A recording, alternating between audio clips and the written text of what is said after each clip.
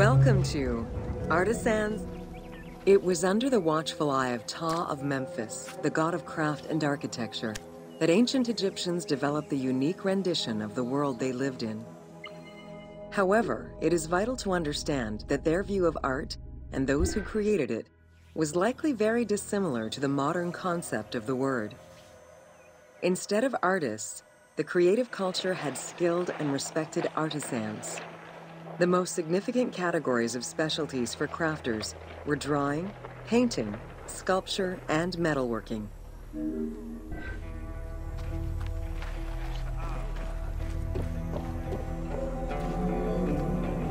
Ancient Egyptian craftspeople created both art and a wide variety of mundane, everyday tools. Every item created had a specific purpose and was produced by anonymous artisans who worked alone or with a team. Most crafts, such as pottery and metalworking, were utilized for everyday items.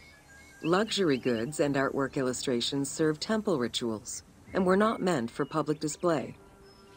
Artisans rarely signed their names to the work, though they were clearly aware that they possessed a unique skill and talent for the task. Art, in all its forms, has offered not only a practical insight into the way ancient Egyptians lived, but in how they viewed the world and their place in it. The balance of order and chaos was crucial in both the physical and the metaphysical universes. As a result, their art appears to follow a strict set of stylistic conventions that supported this worldview. From households and palaces to temples and tombs, pottery, papyrus, and textile items were essential to the everyday life of ancient Egyptians.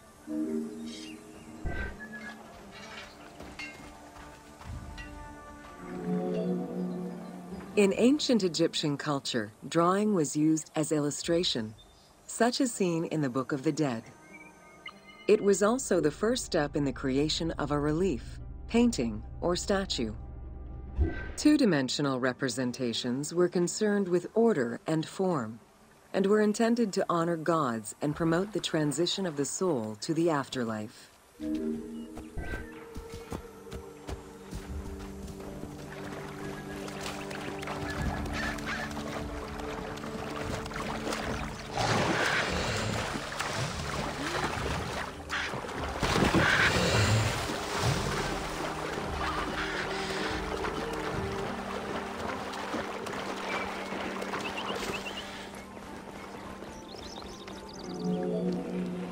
Stylistically, Egyptians were concerned with the depiction of the human form's inner self.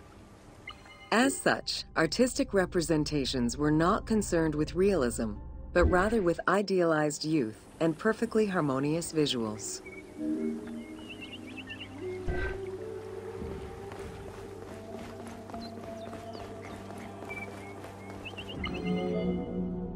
An exception to this were scenes depicting hunting and battle, where the environment and enemies moved in lively, even chaotic ways.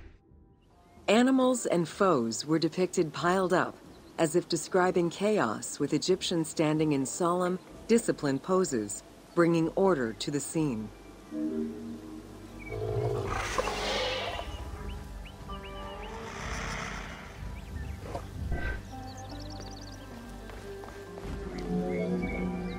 Reliefs could be either in high relief or low relief. Either method required a surface suited to the desired technique. Preparation of the surfaces differed depending on the quality of the rock. A quarried block only needed a simple smoothing. Rough-cut rock monuments, such as those found in tombs, required more work.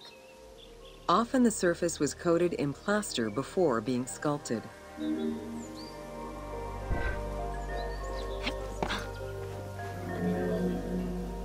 For reliefs, preliminary sketches were drawn in red, then framed with a red grid to position the elements of the scenes. Corrected sketches were in black, and once approved, the scene was ready to be carved.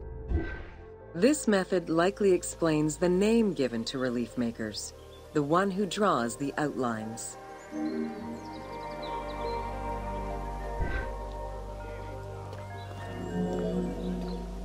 Statues were believed to be vessels for the souls of the deceased, or deities.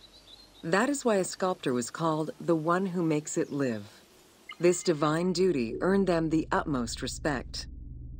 As with a relief, creation of a sculpture began with a drawing. Most statues were made of quarried blocks of stone, primarily limestone, though sometimes harder stones such as quartzite were also used.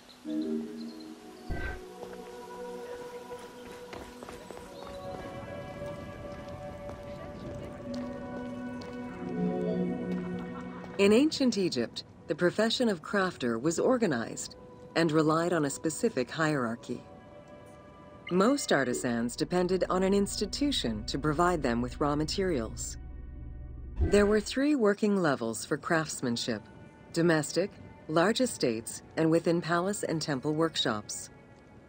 Some royal workshops, at their largest, covered an area of about 2.8 square kilometers in size.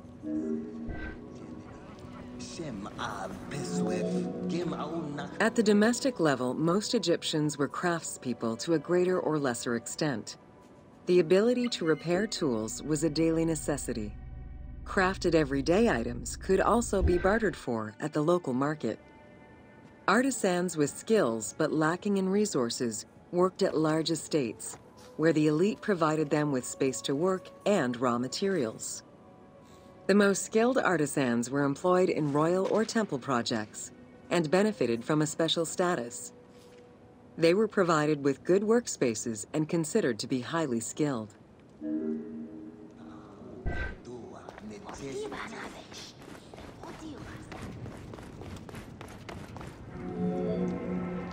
An ancient text known as the Satires of Trades has a number of descriptive summaries that offer teasing glimpses into how artisans were perceived. A coppersmith was said to stink and have fingers that resembled crocodile droppings, while potters were said to be like those who lived in bogs.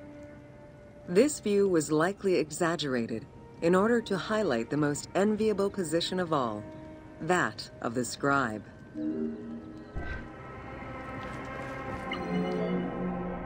Located near the Valley of the Kings, Deir el-Medina was a settlement created by order of the king to honor the most skilled artisans. Its name translates as the monastery of the city. Allocated a house on the initiative of the king, these craftsfolk were regarded with respect and referred to as the royal artisans.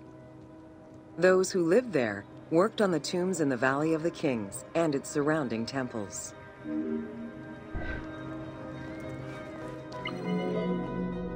Archaeologists believe the site was home to skilled and respected artisans for over 400 years. It is considered one of the most important discoveries relating to Egyptian daily life. While much of the focus of Egyptian archaeology was on its kings and queens, it wasn't until the excavation of Deir el-Medina that Egyptologists were given a valuable window into the community life of ancient Egyptian artisans.